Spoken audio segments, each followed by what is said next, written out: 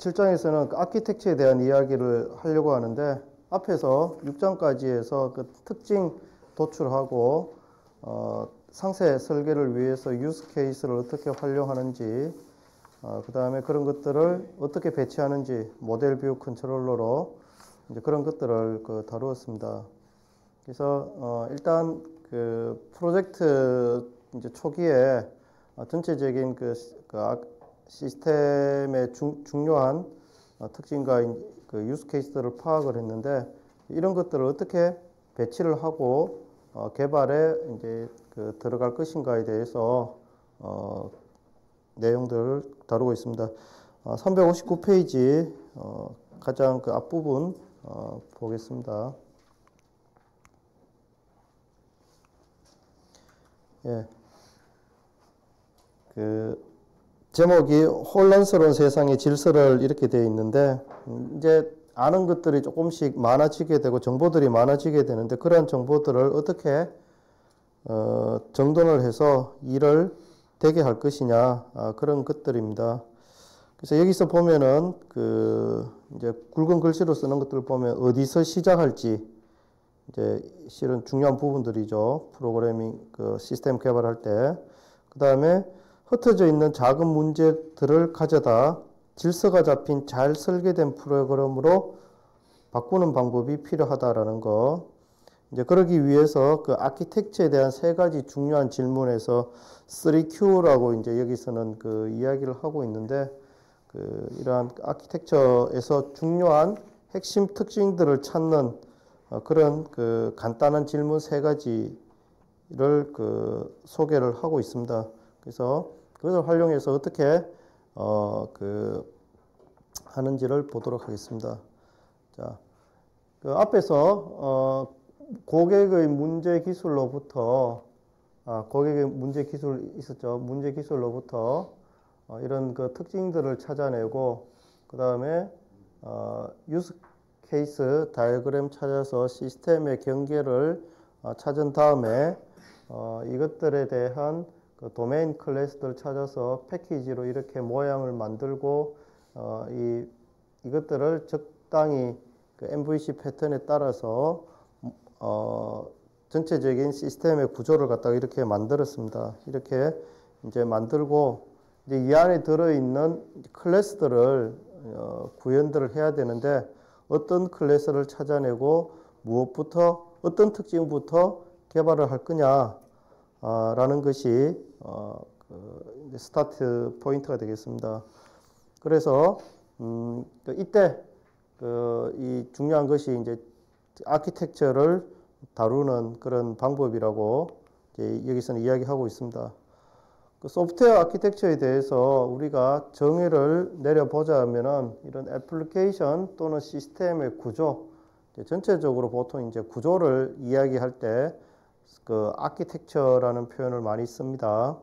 그 다음에 우리 컴퓨터 아키텍처라는 표현도 쓰죠. 뭐 CPU랑 메모리, 그리고 하드디스크라든지 네트워크들이 어떻게 연결이 되어서 이 하드웨어적으로 컴퓨터를 만들고 있는지를 다루는 것이 컴퓨터 아키텍처인데, 소프트웨어 아키텍처도 마찬가지고요.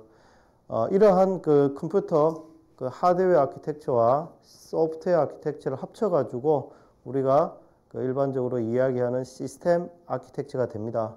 그래서 소프트웨어 개발에 있어서 소프트웨어 아키텍처만 이해하는 것이 이해하면은 다가 아니고, 그러한 소프트웨어가 하드웨어 위에 얹어져 가지고 좋은 우리가 원하는 그런 성능을 낼 수 있도록 하는 것이 중요하기 때문에 소프트웨어 개발자들도 결국에는 시스템 아키텍처라는 관점에서 소프트웨어들을 바라볼 필요가 있습니다. 그래서 우리가 물론 하드웨어 엔지니어는 아니지만은 시스템에 대해서 어느 정도 이해하고 그것을 활용할 수 있는 그런 능력들을 가지는 것이 중요합니다. 그래서 어떤 CPU가 어느 정도 성능을 가지는지, 그 다음에 메모리가 특히 안드로이드 같은 것들 여러분들 해보면은 메모리가 부족하면은 실은 잘 안 돌아가고 그렇잖아요. 그러면은 메모리가 어떤 개발, 보통 이제 우리가 또 그런 환경들을 개발 환경하고 운영 환경하고 이렇게 보통 나눕니다. 개발자들이 그 개발자의 회사에서 그 개발 목적으로 쓰이는 개발 환경, 거기도 컴퓨터들이 필요하게 되겠는데 그런 것들은 또 운영 환경, 실제 그 고객의 사이트에서 운영하는 그런 환경과는 똑같이 놓고 하면은 좋겠지만은 비용적인 측면이나 이런 것들이 있어서 똑같이 놓고 할 수는 없겠죠. 그리고 또 개발에 필요한 또 다른 뭐 형상관리 서버라든지 이런 것들이 우리가 그 필요하기 때문에 그런 것들에 대한 그 이해가 적절하게 되면은 좀 더 그 소프트웨어 개발을 잘 할 수 있다. 그렇게 생각이 됩니다. 그래서 소프트웨어 아키텍처, 이제 여기는 소프트웨어 아키텍처 관점에서 이야기하고 있는데 시스템의 가장 중요한 핵심 구성 요소다. 그리고 뭐 일반적으로 우리는 이렇게 생각하죠. 시스템 구성 요소 간의 관계를 나타내는 것이다. 어떻게 클라이언트 모듈이 있고 서버 모듈이 있고 라이브러리들이 있고 그것들이 어떻게 연결되어서 쓰여질 거냐 그런 것들을 보여주는 거고 그래서 이런 모든 것들이 모여가지고 소프트웨어 아키텍처를 이루고 있습니다. 우리 교재 362페이지 보면은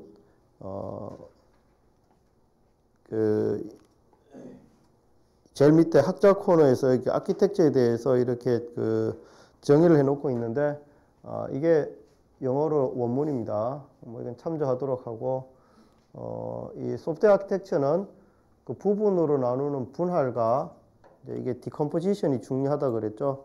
우리가 그 프로블럼 솔빙과 관련된 그 컴퓨테이셔널 띵킹 뭐 이런 것들 이야기할 때도 이제 구글 같은 데서는 이러한 그 디컴포지션을 가장 먼저 꼽고 있습니다. 어떤 문제를 해결하기 위해서 그러한 큰 문제들을 어떻게 적당히 잘 나눌 거냐 이제 거기에 대해서 생각을 해봐야 된다는 거. 그래서 문제들을 나누었으면 그런 나누어진 부분들을 어떻게 연결하고 상호작용할지에 대해서 우리가 고민을 해야 되고 그 구조가 되는 거죠. 소프트웨어, 하드웨어 전체적으로 시스템의 그 구조가 되고 아키텍처가 되고 설계에 사용하는 적용하는 원리와 우리가 여기에 이제 지금 여러분들이 알고 있는 것이 그래스프라는 것과 디자인 패턴 뭐 이런 것들 그리고 소프트웨어 설계공학에서 우리가 다루었던 커플링, 코이전 뭐 이런 것들이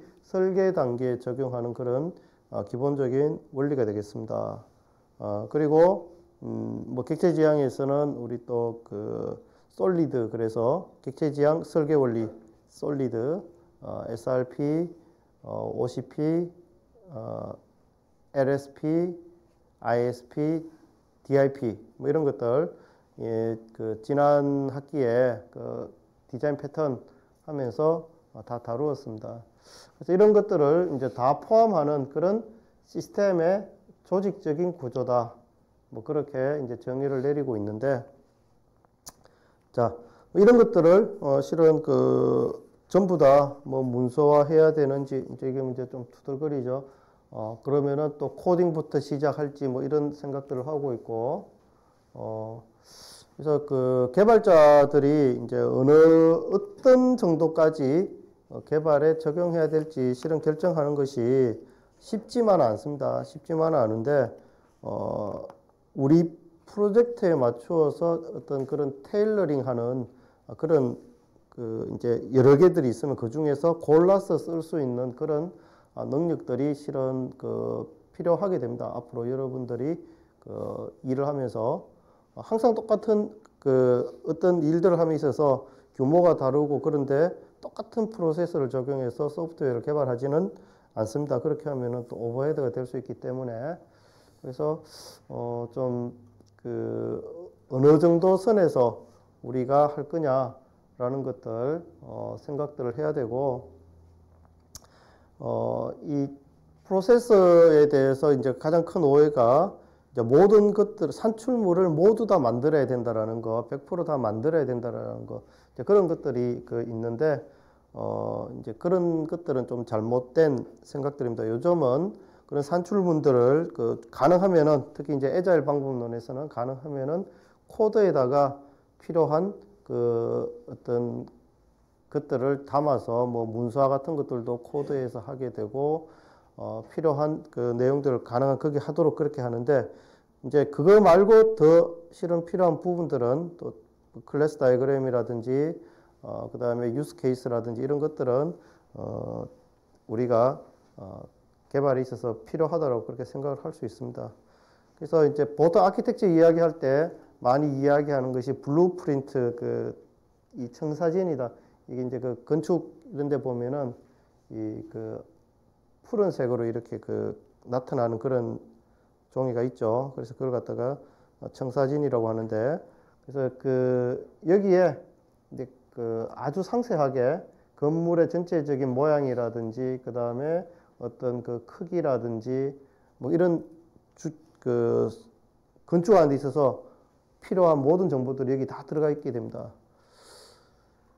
건물 같은 것들을 지을 때는 이런 것이 없으면 실은 할 수가 없는데 우리 소프트웨어를 만들 때는 그러면 과연 이런 것들이 있느냐 한번 우리가 생각해 볼 필요가 있죠. 그래서 물론 건축공학도 뭐 이렇게 설계 잘 해놓고 해도 시공 우리의 그 구현에 해당되는 것이 시공이죠. 거기는 시공을 실은 엉터리로 하면은 또 엉터리가 되지만은 우리는 소프트웨어 개발하는 사람들은 이 부분이 실은 제일 약한 것 같아요. 설계가 거의 안 된 상태에서 개발이 들어가서 어떻게든 모양은 나오는데 그럼 과연 그것이 잘된 구현인지 아닌지 실은 그런 것들도 판단하기가 쉽지가 않습니다. 그래서 여러분들한테 그때 제공했던 산출물 체크리스트를 기반으로 해서 여러분들이 기본적으로 필요한 산출물들을 만들어내고 있는지 특히 설계 단계에서 필요한 클래스 다이어그램이라든지 클래스들에 대해서 좀 생각들을 많이 했으면 좋겠습니다. 소프트웨어에서는 그러면 이러한 청사진이 뭐가 되느냐, 우리가 구현을 하기 위해서 필요한 인풋이 뭐가 되느냐, 요구사항, 유스 케이스가 될 수가 있겠죠. 그 다음에 UML의 다이어그램들, 클래스 다이어그램이라든지 패키지, 시퀀스, 커뮤니케이션 다이어그램 이런 것들이 또 될 수가 있고요. 인터페이스를 정의하는 거라든지 어떤 메소드를 가진 핵심 클래스 찾아내는 것들, 도메인 클래스들 중에서 이런 것들이 이 소프트웨어 청사진에 해당이 된다고 할 수 있습니다. 근데 이 친구는 굉장히 시니컬하죠. 그래서 잘 모르겠다. 여러분들도 강의 들으면서 잘 모르겠으면은 이야기를 자꾸 해야 됩니다. 질문을 통해서. 그냥 다른 사람들은 아니까 넘어가야 되겠다. 여러 가지 이유들이 있겠지만은 자기가 잘 모를 때는 물어보기 바랍니다.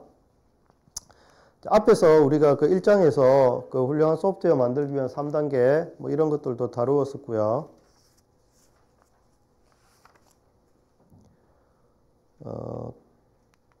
그래서 첫 번째가 고객이 원하는 일을 하는 소프트웨어를 만들어라 라는 거였죠. 그 다음에 flexibility, 이 유연성을 제공하기 위해서 객체지향 프린시플, 이게 설계 단계에서 적용하는 그런 것들이죠. 설계 단계에서 적용할 수 있는 이런 것들을 적용을 하고 분석 설계에서 그 다음에 어떤 유지보수 관점에서 메인터너블 유지보수가 할 수 있고 리유저블 재사용 가능한 그런 설계들을 해야 되겠다.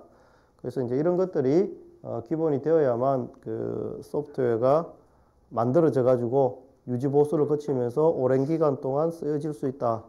뭐 그렇게 했었는데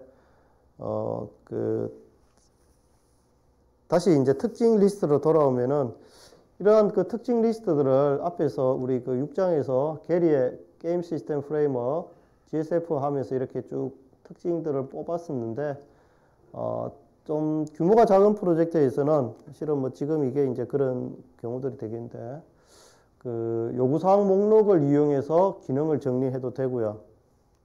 큰 프로젝트에서는 이런 특징 목록을 이용해서 기능을 정리합니다. 그래서 6장에서 우리가 이야기할 때 어떤 고객의 그 시스템에 대한 비전이 있고 이제 그러한 비전들을 구현하기 위한 비전을 위한 피처 특징들이 있었고 그러한 특징들을 그 더 상세하게 구현하기 위한 유스 케이스들을 그 상세 요구 사항이라고 디테일드 리ኳ이먼트 디테일들을 우리가 이렇게 했었죠. 그래서 이 프로젝트 초기 단계에 요구 사항을 도출하기 위해서 크게 비전, 특징,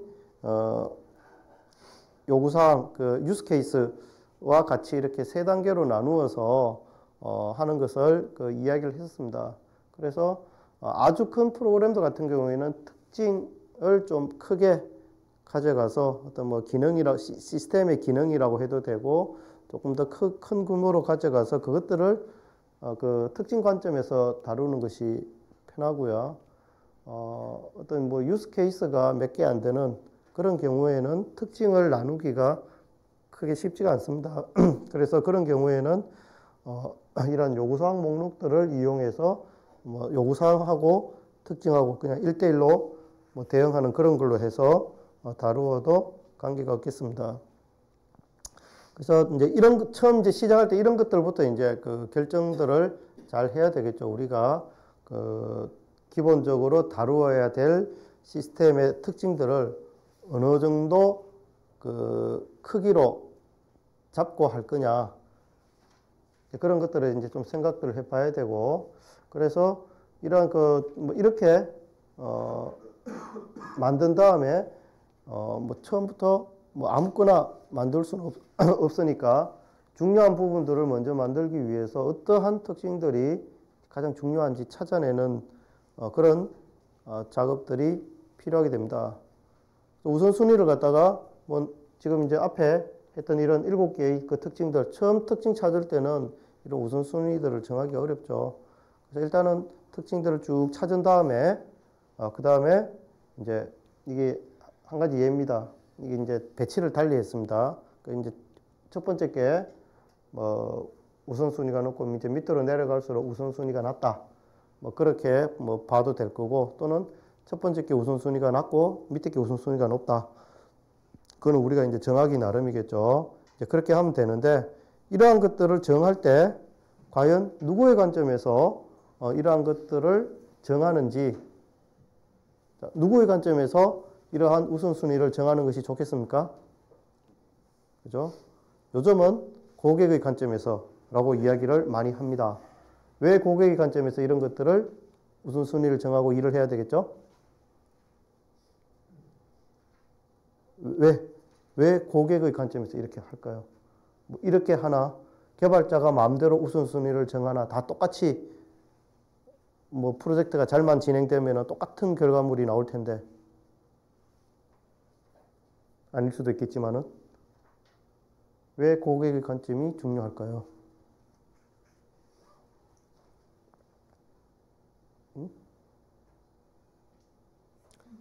좀 전에 했잖아요.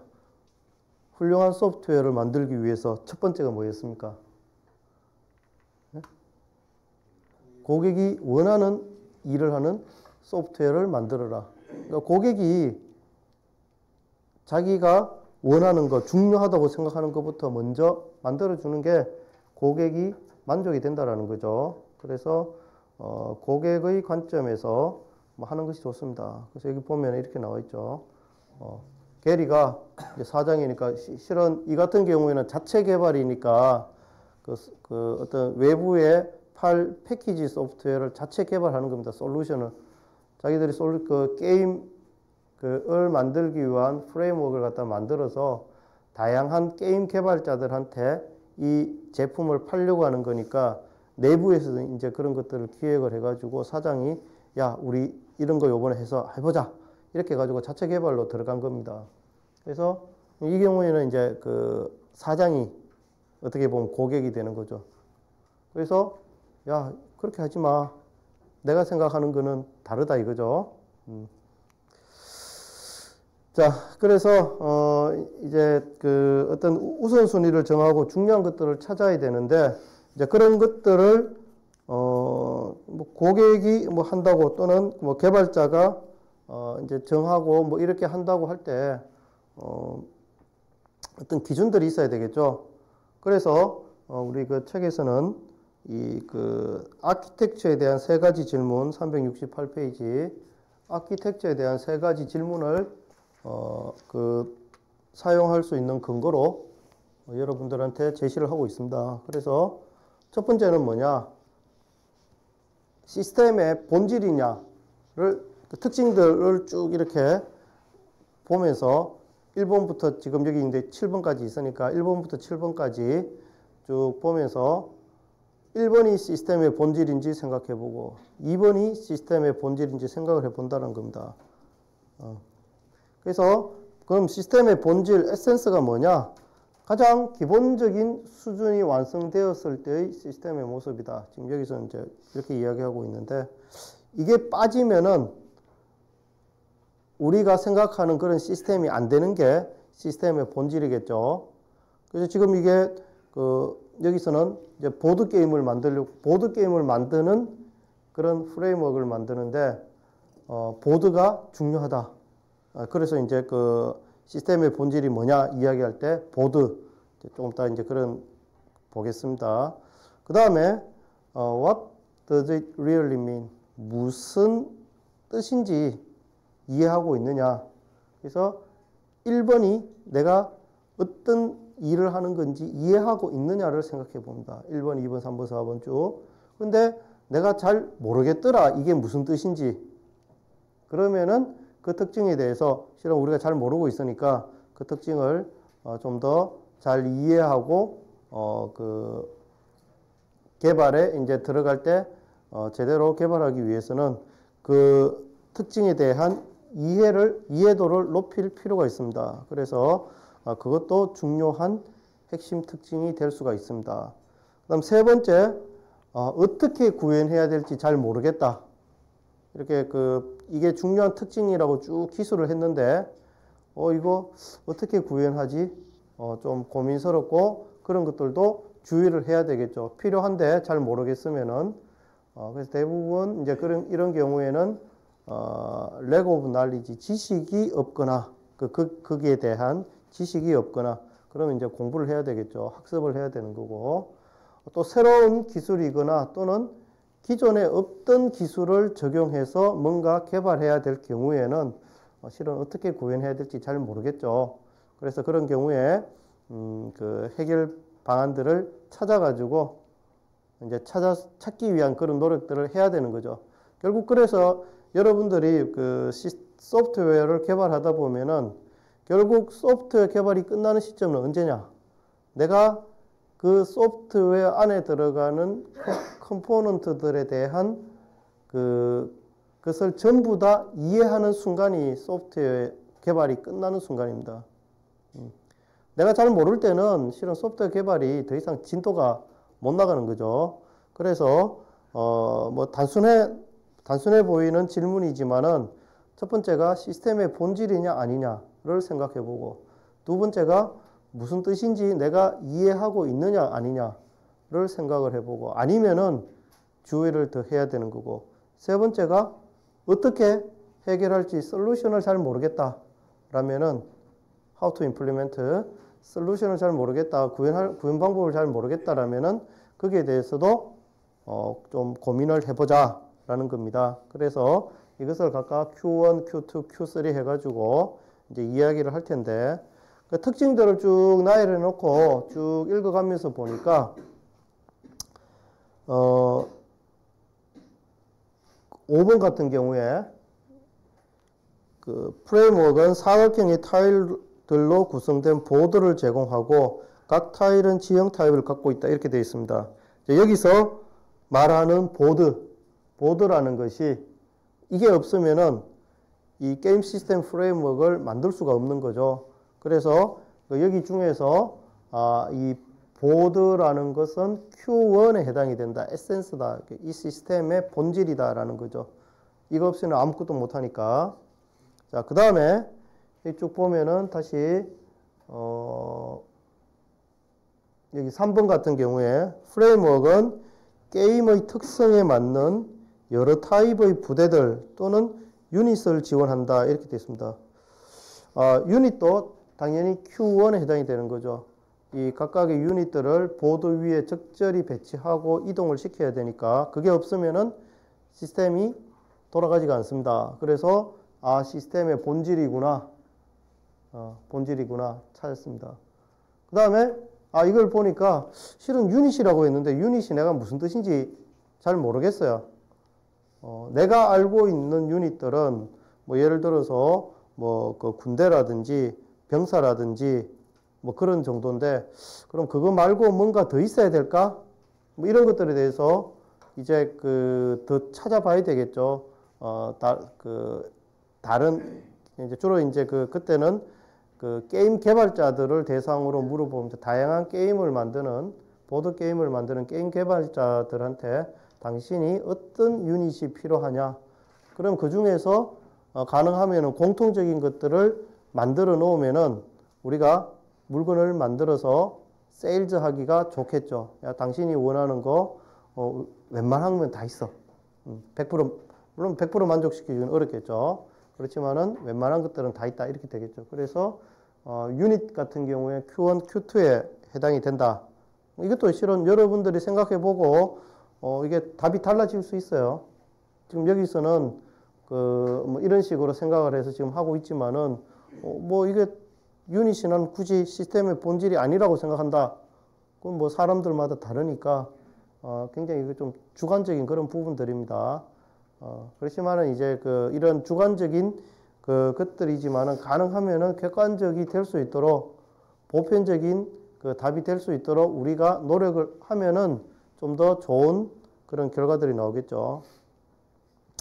자, 그리고 이게 7번 같은 경우에 프레임워크는 기본적인 이동을 관장한다 그랬는데 이런 기본적인 이동 관장하는 것을 어떻게 구현하지?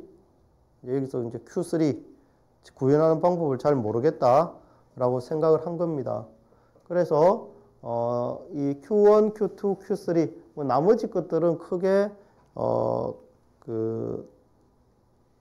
여기에 3Q에 해당이 된다고 생각하지 않았는 것 같아요. 물론 뭐 또 우리가 더 찾아낼 수도 있겠지만은 지금 여기서는 이 정도 가지고 이제 어떻게 이 게임 시스템 프레임워크를 구현하는지를 보여주려고 합니다. 그래서 지금 여기에 나오는 방법들은 상당히 애잘적인 그런 방법들입니다. 어떤 이 폭포수 모형이라든지 이런 것들처럼 단계적으로 어떤 분석 설계 구현들이 쭉 넘어가는 것이 아니고 한꺼번에 좀 이렇게 되는 그런 경향들이 있어요. 그래서 이 문서보다는 이제 애잘 방법에서 애잘 현장에 보면은 우리는 문서보다는 코드를 더 중요시한다. 뭐 이런 표현들이 있습니다. 그래서 워킹하는 코드죠. 워킹하는 코드. 결함이 있는 코드가 아니라. 그래서 워킹하는 코드를 만들기 위해서 이 어떤 노력들을 많이 하지 어떤 뭐 굳이 문서에 이제 얽매이진 않는다. 뭐 그런 것들인데 그걸 이제 해석을 잘못하면은 문서를 만들지 않고 코드만 만든다. 특히 이제 우리나라의 애잘 방법들이 들어오면서 이제 그런 식으로 많이 이렇게 좀 변질이 되었습니다. 그래서 문서가 필요 없다라는 것이 아니라 필요한 문서들은 반드시 있죠. 있지만은 그러한 필요 없는 문서들을 만들기 위한 그런 오버헤드 같은 것들은 가능하면 줄이겠다. 그런 뜻으로 해석을 하면 되겠습니다. 자, 그래서 우리가 앞에서 6장에서 했던 그런 것들을 기반으로 해서 중에서 이제 특징 목록들이 만들어져 가지고 있었고 그런 특징 목록으로부터 이 3Q를 적용을 해 가지고 아키텍처에 대한 세 가지 질문 3Q를 적용을 해서 이와 같은 핵심 특징 이게 잘 보면 알겠지만은 전부 다 요 두 개는 명사고 이거 이동 관장하는 것도 결국에는 제어하는 부분이 되기 때문에 제어기나 또는 어떤 이 메소드적인 것들이 되는 거죠. 그래서 이런 핵심 특징들을 찾아서 이제 클래스를 구현하는 이제 과정들이 앞으로 전개가 될 겁니다. 그래서 이런 핵심 특징들을 찾아서 이것들 위주로 먼저 게임 시스템 프레임워크를 만드는 거죠. 만들 건데 우선순위 이야기할 때 다시 한번 정리를 하자면은 일단 고객이 원하는 대로 하는 것이 중요합니다. 우선순위. 그 다음에 개발자의 관점에서는 이 리스크 매니지먼트도 굉장히 중요합니다. 위험 요소를 줄이는 방향으로 개발하는 거. 그래서 위험 요소는 특히나 이제 크게 보통 보면은 위험의 임팩트, 어떤 충격이, 미치는 영향이 낮은 거, 높은 거. 그 다음에 발생 occurrence, 빈도. 발생이 자주 되느냐, 적게 되느냐에 따라서 이 매트릭스로 이렇게 만들어 보면은 이쪽에 위치하는, 이제 이렇게 보통 이제 네 등분 해가지고 이쪽에 위치하는 것이 크리티컬 리스크, 아주 위험한 거니까 우선적으로 구현을 해줘야 되는 부분, 처리를 해줘야 되는 부분들이 되겠고, 그 다음에 이쪽과 이쪽이 어떤 웨이팅으로 보면 똑같은데, 어떤 비즈니스 관점에서는 이러한 리스크의 임팩트가 높은 것부터 먼저 처리하고 이쪽으로 가는 게 맞고, 개발자의 어떤 관점에서 봤을 때는 발생 빈도가 높은 것부터 먼저 처리하고 이렇게 내려가는 것이 좋을 수도 있습니다. 그래서 누구의 관점에서 이러한 것을 보느냐에 따라 가지고 조금씩 이 위험을 처리하는 방법, 순서도 달라지게 됩니다. 그래서 많은 프로젝트들에서 이런 위험 관리들 이렇게 하고 있습니다. 그래서 프로젝트 계획을 할 때 기본적인 우리가 일정이라든지 비용 이런 것들도 산정을 해서 하지만은 지금 방금 이야기한 위험을 관리하기 위한 계획도 하고요. 그 다음에 품질 관리를 하기 위한 계획도 하고, 테스트 계획도 하고, 그런 것들도 같이 이렇게 하게 됩니다. 그래서 지금 여기서는 위험 관리와 관련된, 그래서 위험을 줄이는 방향으로 했으면 좋겠다. 그래서 이제 여러 가지 것들을 생각하면서 우선순위를 정하면 되겠습니다.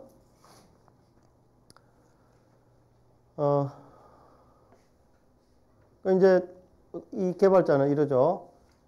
쉬운 것부터 해가지고 조금씩 하면 더 좋겠다.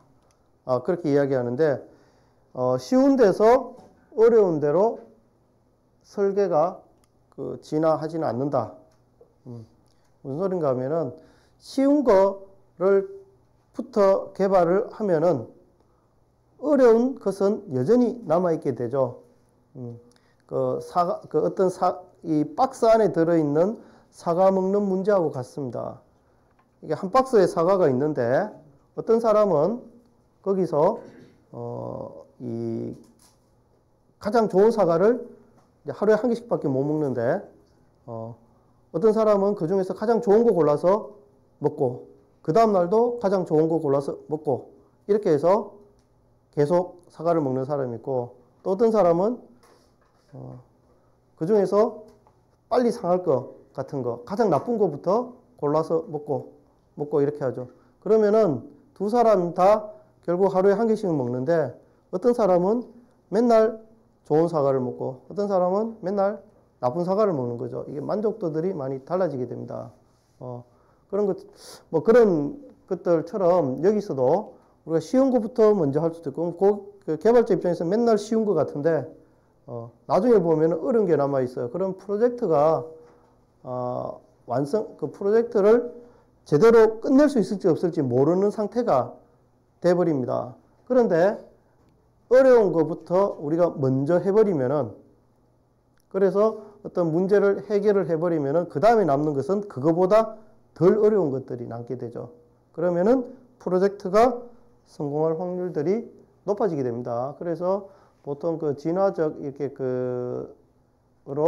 우리 지금 요즘 다 개발들이 반복적 이터러티브 하면서 그 다음에 인크리멘탈 기능들을 더 추가시켜 나가는 그런 것들이 되겠는데, 그런 것들을 할 때 보통 요즘은 이제 위험 요소가 높은 것들 위주로 그 많이들 그렇게 하게 됩니다. 이제 그것과 그다음에 고객의 그 요구하고 같이 이렇게 고려를 해야 되겠죠. 그래서 어떤 이 아키텍처에다가 초기에 어떤 포커스를 맞춰가지고 좋은 아키텍처를 가지려고 노력들을 하는 프로젝트들은 프로젝트가 진행됨에 따라서 위험, chance of failure, 실패할 그런 것들이 이렇게 빨리 감소하지만은 쉬운 것부터 먼저 하는 경우에는 물론 다 잘 되면은 똑같이 끝나겠지만은 쉬운 거 계속 하다가 계속 실패할 확률들이 이렇게 높아지는 겁니다. 그래서 아주 어려운 거를 끝내면은 낮아지지만 만약에 못 끝내면은 계속 이렇게 쭉 가게 되는 거죠. 특히 이제 프로젝트가 끝나야 되는 시점이 이점이다 그러면은 실은 이 프로젝트 이만큼 어떤 갭을 가지고 그 프로젝트에서 개발한 산출물의 어떤 뭐 퀄리티라든지 기능이라든지 이런 것들이 이 고객이 관점에서 봤을 때 그 차이가 많이 나게 될 겁니다. 그래서 어떤 중요한 핵심 특징 이런 것들을 잘 찾아가지고 그다음에 위험도가 높은 것부터 도를 이런 것들을 찾아가지고 관리를 하면은 프로젝트를 성공적으로 끝낼 확률이 점점점 높아지게 된다. 그렇죠? 이게 이제 실패할 확률이니까 반대로 성공할 확률들은 점점 높아지게 되는 거죠. 자,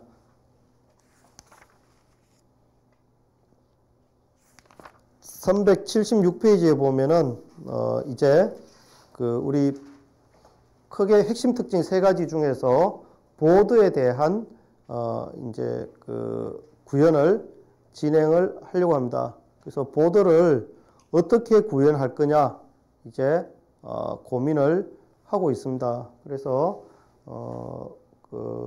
원서에서는 보면은 이것을 이제 그 제목을 보드 챌린지라고 이렇게 이름을 붙여놓고 있는데 보드를 이런 식으로 만들고 그 다음에 어떤 유닛을 갖다가 배치를 하고 뭐 이런 것들이 제대로 있는지 없는지 뭐 이런 것들을 보고 싶은 거죠. 보드가 있었고 유닛이 있었고 그 다음에 이동을 관장하는 것이 있었는데 뭐 지금 당장은 이 배치하는 것 정도만 하고 유닛을 뭐 이렇게 배치하고 뭐 그런 정도까지만 다루려고 합니다. 여기에서 중요한 것은 이 보드가 기본적인 기능을 할 수 있느냐 없느냐 그런 것들이기 때문에 보드의 관점에서 다루려고 합니다. 10분간 쉬었다가 10시에 다시 시작을 하겠습니다. 자, 10분간 쉬겠습니다.